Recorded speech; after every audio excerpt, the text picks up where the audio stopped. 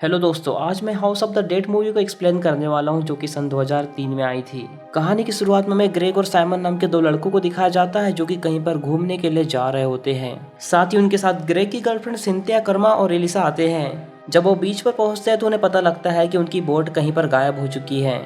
अब क्योंकि वो लोग पार्टी मिस नहीं करना चाहते थे, इसलिए ग्रेग और साइमन एक बोट के कैप्टन के पास पहुंचता है और उसे कन्विंस करने की कोशिश करता है कि हमें डेड ऑफ आइलैंड तक ले जाइए। लेकिन जब साइमन आइलैंड की फोटो दिखाकर बोट के कैप्टन को वहां पर चलने के लिए बोलता है तो बोट का कैप्टन यानी कि विक्टर वहां पर चलने से मना कर देता है। विक्टर उन लोगों को बोलता है कि तुम्हें पता भी है, आइलैंड ऑफ डेड पर जाने वाला कोई भी इंसान जिंदा वापस नहीं आता। इसीलिए साइमन विक्टर को ज्यादा पैसे देने के लिए तैयार हो जाता है, जिस कारण से मजबूरन विक्टर को उनकी बात मानना पड़ता है और वो सभी लोग आइलैंड ऑफ डेड की तरफ निकल जाते हैं। इसके बाद हमें आइलैंड पर मौजूद मेड और उसकी गर्लफ्रेंड को दिखाया जाता है। इस दौरान वो काफी ज्यादा एंजॉय कर रहे थे, लेकिन कुछ टाइम बाद मेड की गर्लफ्रेंड नहाने के लिए चली जाती है और मेड वहीं पर जमीन पर सो जाता है। लेकिन जब उसकी गर्लफ्रेंड नहाकर वापस पहुंचती है तो उन्हें बीच पर कोई भी दिखाई नहीं देता। इधर शिप में विक्टर का साथी सैलिस सिंथिया के पास पहुंचता है और सिंथिया से बातें करने लगता है तो उसे ऐसा लगता है कि वो उसे छुप कर कपड़े बदलते हुए देख रहा है। लेकिन सैलिस इस बात से इनकार कर देता है और उसे क्रॉस देकर बोलता है कि ये तुम्हारी और तुम्हारे दोस्तों की रक्षा करेगा। लेकिन सिंथिया को उसकी बात मजाक लगती है और वो क्रॉस को वहीं पर रख देती है। दूसरी तरफ आइलैंड पर मौजूद लड़की अपने बॉयफ्रेंड को ढूंढते हुए जंगल के अंदर पहुंच जाती है। आगे जाने पर उसे एक कब्रिस्तान दिखता है और कब्रिस्तान के पास एक घर भी मौजूद होता है, जिस कारण से वो लड़की भी उस घर के अंदर चली जाती है। और उस घर के अंदर जाते ही उसे ज़ॉम्बीज़ दिखाई देते हैं जो उसके सामने ही मेड को बहुत बुरी तरह मार डालते हैं। दूसरी तरफ विक्टर भी सभी साथियों को लेकर डेड ऑफ आइलैंड तक पहुंच जाता है। यहाँ पर हम देखते हैं कि विक्टर और सैलिस बाकी लोगों के आने तक यहीं आइलैंड पर इंतजार करने का सोचता है।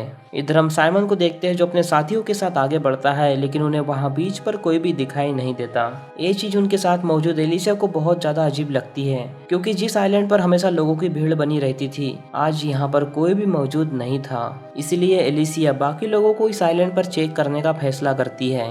हालांकि इस दौरान ग्रेग और सिंथिया वहीं पर रुककर एंजॉय करने का फैसला करते हैं। इसलिए साइमन, कर्मा और बाकी फ्रेंड के साथ लोगों को ढूंढने के लिए निकल पड़ता है। इधर हम सैलिस को देखते हैं जो कि जंगल में किसी चीज को रख रहा होता है। तभी उसे अपने आसपास किसी के होने का एहसास होता है, जिस कारण से वो बहुत ज्यादा डर जाता है। लेकिन इससे पहले कि वो कुछ समझ पाता, ज़ॉम्बीज़ वहां पर आकर उसके ऊपर अटैक कर देते हैं। इधर सैलिस की न आने की वजह से विक्टर काफी ज्यादा परेशान होता है और सैलिस को आवाज लगाकर बुलाने लगता है, लेकिन बदले में उसे कोई भी जवाब नहीं मिलता। इधर हम सिंथिया और ग्रेग को देखते हैं जो कि काफी एंजॉय कर रहे थे, लेकिन कुछ टाइम बाद ग्रेग वॉशरूम चला जाता है और सिंथिया वहां पर अकेली होती है। तभी सिंथिया को एहसास होता है कि उसके टेंट के आसपास कोई मौजूद है, जिसे देखकर सिंथिया काफी ज्यादा डर जाती है और सिंथिया जोर जोर से चिल्लाकर ग्रेग को आवाज देने लगती है। दूसरी तरफ हम देखते हैं कि साइमन और उसके दोस्त उसी घर के पास पहुंच जाते हैं जहां पर मेड मारा गया था। अब क्योंकि उन्हें घर के बाहर मशाल जलती हुई दिख रही थी, इसलिए वो घर के अंदर जाने का फैसला करते हैं। घर के अंदर जाने के बाद उन्हें वहां एलिसे का बॉयफ्रेंड रूडी, लिबर्टी और हग मिलते हैं, जो कि बहुत ज्यादा डरे होते हैं। तब कर्मा उन लोगों से पूछती है कि आखिर यहाँ पर क्या हुआ था। तब रूडी अपने पास मौजूद वीडियो टेप उन्हें दिखाने लगता है, जिसमें पार्टी के दौरान उन लोगों पर ज़ॉम्बीज़ ने बहुत बुरी तरह अटैक कर दिया था और यही कारण है कि हम डरते हुए इस घर में आकर छुप गए। लेकिन एलिसिया को उनकी बातों पर बिल्कुल भी यकीन नहीं हो रहा था। उसे ऐसा लग रहा था कि ये सब लोग मजाक कर रहे हैं। तब रूडी उसे बताता है कि ऐसा बिल्कुल भी नहीं है। हम यहाँ से बाहर निकलने के लिए बोर्ड तक गए थे, लेकिन वहाँ पर बोर्ड मौजूद नहीं थी, जिस कारण से मजबूरन मुझे यहाँ पर आना पड़ा। इसी दौरान एलिसिया और उसकी साथियों से वो पूछता है कि तुम्हारी बोट कहाँ पर है, और वो सब लोग बताते हैं कि हमारी बोट अब भी आइलैंड पर ही है। लेकिन हम यहाँ से तुरंत नहीं निकल सकते क्योंकि हमारे दो फ्रेंड कैंप में मौजूद हैं। वहाँ पहुँचने पर उन्हें टॉयलेट के अंदर से ग्रेग की आवाज़ सुनाई देती है, जिससे वो दोनों उसे बाहर निकालते हैं और हम देखते हैं कि वो इस दौरान काफ़ी ज़्यादा गुस्से में था। इसके बाद वो सभी लोग मिलकर सिंथिया को ढूंढने लगते हैं। तभी सिंथिया अचानक से बाहर निकलती है और ह्यूज की गर्दन तोड़कर उसे बहुत बेरहमी से मार डालती है, क्योंकि अब वो पूरी तरह ज़ॉम्बी में बदल चुकी थी। इसके बाद सिंथिया यानी कि ज़ॉम्बी बाकी लोगों पर अटैक करने के लिए वहां पर पहुंचती है। तभी वहां पर कोस्ट गार्ड ऑफिसर पहुंच जाती है और सिंथिया को मारने से रोक लेती है। फिर वो सभी लोगों से पूछने लगती है कि तुम लोग यहाँ पर कैसे पहुंचे। फिर वो कहती है कि मुझे विक्टर के पास ले चलो। इसके बाद हम विक्टर को देखते हैं जो कि शिप पर पड़े ज़ॉम्बीज़ को एक एक करके बुरी तरह मार रहा था। जब वो लकड़ी के पुल से गुजर रहे होते हैं तब एक ज़ॉम्बीज़ करुणा के ऊपर अटैक कर देता है। हालांकि केस्पर उस ज़ॉम्बीज को मार देती है, लेकिन यहाँ पर और भी ज़्यादा ज़ॉम्बीज बढ़ते जा रहे थे। इसके बाद कई सारे ज़ॉम्बीज उन लोगों का पीछा करते हैं, इसलिए वो भागते हुए किसी तरह मेन डोर तक आ जाते हैं। अब क्योंकि साइमन बहुत ज़्यादा डरा हुआ था, इसलिए वो शिप तक पहुँचने के लिए बिना सोचे समझे पानी के अंदर तैरने लगता है। हालांकि बाकी लोग शिप पर ज़ॉम्बीज को देखकर उसे ऐसा करने से मना करते हैं। अब शिप के ऊपर बाकी खड़े ज़ॉम्बीज उसके ऊपर फिर से अटैक करने की कोशिश करते हैं। केस्पर ज़ॉम्बीज को शूट करके उसे बचाने की पूरी कोशिश कर रही थी। तभी एक ज़ॉम्बी केस्पर की तरफ पड़ता है, लेकिन इसके बाद रूडिस वहां पर पहुंचकर एक ज़ॉम्बीज को बहुत बुरी तरह से मार डालता है। तभी एक ज़ॉम्बी लिबर्टी के पास भी अटैक करता है, लेकिन वो किसी तरह वहां से बच जाता है। तभी हम देखते हैं कि एक ज़ॉम्बी विक्टर को भी काट लेता है। तभी साइमन किनारे पर पहुंचता है और वहां मौजूद अधमरे एक ज़ॉम्बी पर अटैक करने लगता है, इसलिए ज़ॉम्बीज उसके ऊपर थूक देता है, जिस कारण से उसका चेहरा खराब हो जाता है। इन सारी चीज़ों को देखने के बाद कैप्सर बोट तक पहुँचती है। इस दौरान वो ग्रेग को अपने साथ ही चलने के लिए बोलती है। हालांकि लिबर्टी ये सब चीज़ देखकर काफ़ी ज़्यादा परेशान होती है और बोलती है कि इस चीज़ का कोई ना कोई साइंटिफिक रीज़न होना चाहिए।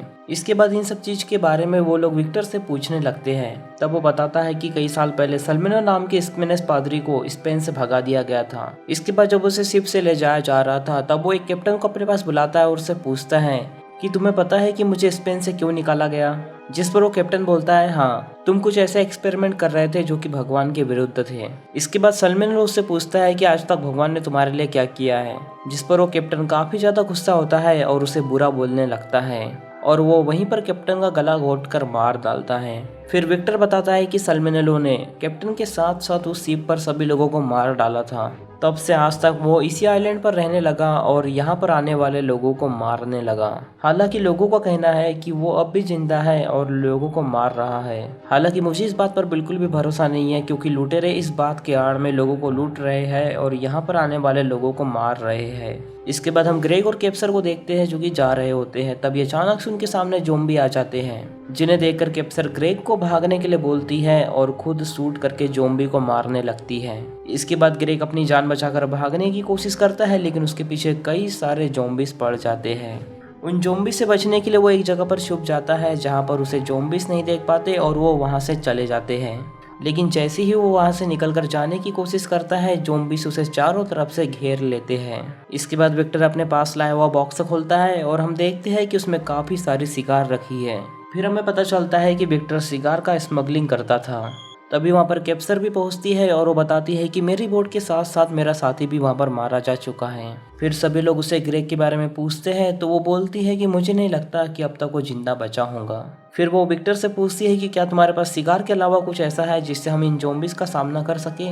इसके बाद वो अपने बॉक्स से सिगार हटाता है और उसके नीचे हमें बहुत सारे हथियार दिखाई देते हैं, जिन्हें विक्टर सभी लोगों में बांट देता है ताकि सभी लोग ज़ॉम्बीज का सामना कर सकें। फिर सभी लोग उस घर की तरफ आगे बढ़ने लगते हैं और हम देख पाते हैं कि बहुत सारे ज़ॉम्बी उनका पीछा कर रहे हैं। इसके बाद वो सभी लोग गन की मदद से उन ज़ॉम्बीज को बहुत बुरी तरह मारने लगते हैं और गेट के पास पहुंच जाते हैं। गेट के पास पहुंचने पर उन्हें पता लगता है कि गेट अंदर से बंद है।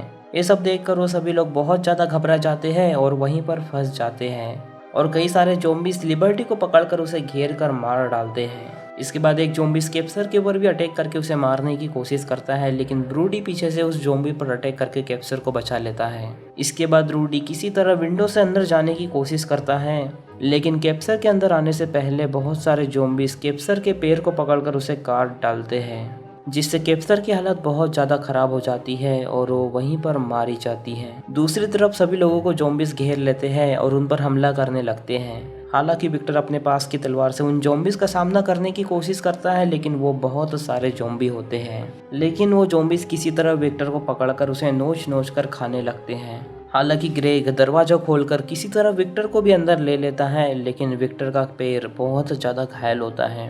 अब विक्टर उन्हें आगे बढ़ने के लिए बोलता है, इसलिए सभी लोग आगे बढ़ते हैं और एक लैब के अंदर पहुंच जाते हैं जहां पर मुर्दों के ऊपर रिसर्च की जा रही थी और वहां बहुत सारे इंसानी ऑर्गन को रखा गया था।